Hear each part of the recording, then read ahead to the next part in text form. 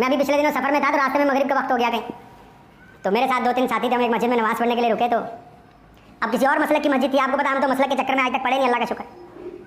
اب انہوں نے ہمیں دیکھا تو مغرب کی پہلی رکعت میں آپ یقین مانیں، اگر میں آپ سب کو مل کے کہوں نعرہ لگاؤ، اتنی آواز نہیں آپ نکال سکتے، ان 15 آدمیوں نے اتنی زور سے آمین کہی کہ ان کو کم از کم پتہ لگ جائے کہ ہم اہل حدیث ہیں جی۔ وہ نماز، وہ مسئلہ، سنو دل تھام کے بات، ایسا مسئلہ، ایسی نماز جو دوسروں کو تکلیف پہنچاتی ہو، وہ اللہ کے حضور قابل قبول نہیں ہے۔ وعلیکم السلام ورحمۃ اللہ وبرکاتہ۔ اللہ رب العالمین خیر و عافیت میں رکھے۔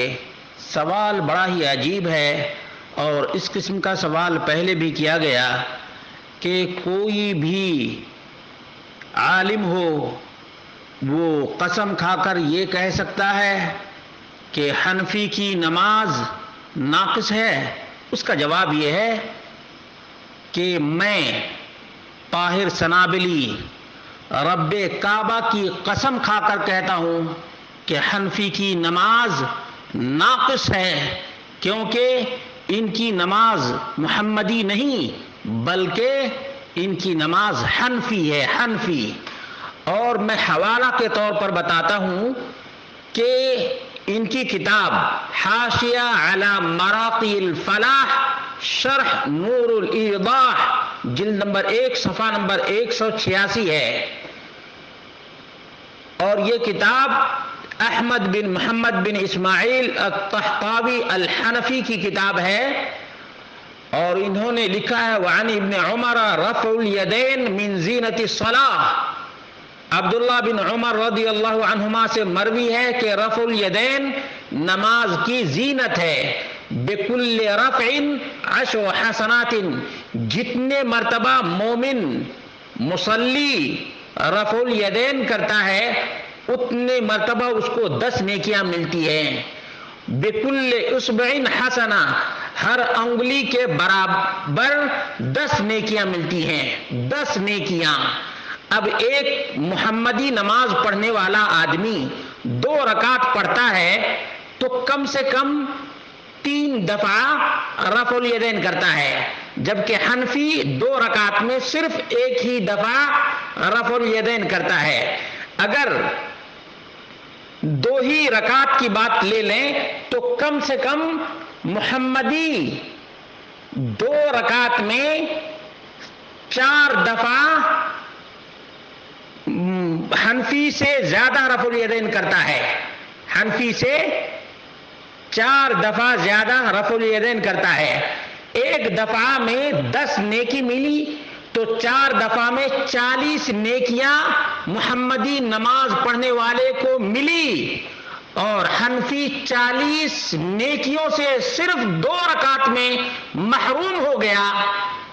40 نیکی حنفی کی نماز میں کم ہو گئی تو ناقص ہوئی یا نہیں ہوئی؟ ناقص ہو گئی۔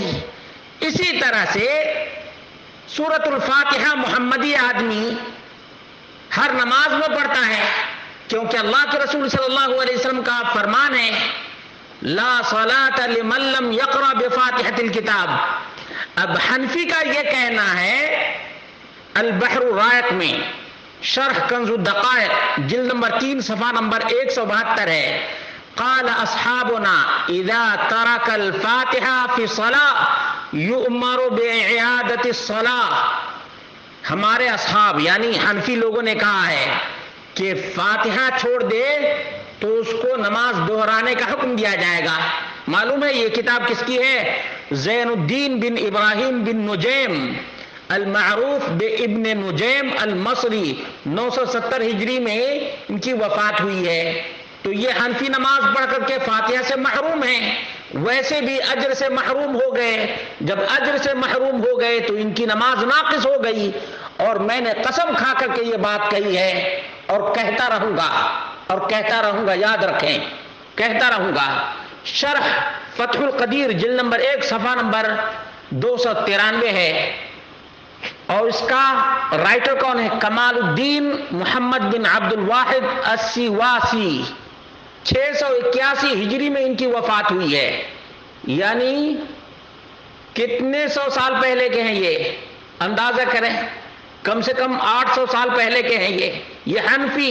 یہ کہتے ہیں لا صلاۃ لمن لم یقرأ بفاتحۃ الکتاب وفیہ انہ مشترک الدلالہ لأن النفی لا يرد الا على النسب لا نفس المفرد والخبر الذي هو متعلق الجار محذوف فيمكن تقديره صحیحا. اس کا معنی کیا لا صلاۃ کیا معنی کیا ہے؟ لا صلاۃ صحیحہ، نماز صحیح نہیں ہے. فیوافق رایہ او کاملہ، یا معنی یہ ہے کہ لا صلاۃ کاملتن، کامل نماز ہے ہی نہیں جو فاتحہ نہ پڑھے. دیکھو فالحاصل لا صلاۃ کائنۃ وعدم وجود شرعا وهو عدم الصحہ هذا هو الاصل. اس میں یہ ہے کہ نماز ہوتی ہی نہیں ہے، یا یہ ہے کہ صحیح نہیں ہوتی ہے. یہ السواسی کی کتاب ہے، شرح فتح القدیر ہے، اس میں بھی لکھا ہوا ہے. اس اعتبار سے بھی میں دعوے کے ساتھ کہتا ہوں کہ حنفی کی نماز ناقص ہے، ناقص ہے. اپنی کتاب اٹھا کر کے دیکھ لو، جن کتابوں کے میں نے حوالے دیے ہیں ان حوالوں کو چیک کر لو. اگر کسی نے ہمت کی اور جواب دینے کی کوشش کی تو یہ کتابیں ان کے منہ پہ ماروں گا. اور یہ رفع الیدین سے محروم لوگ ہیں، زینت الصلاۃ سے بھی محروم ہیں، اور اتنے بڑے اجر سے اور ثواب سے بھی محروم ہیں. تو ان کی نماز ناقص ہوئی یا نہیں ہوئی؟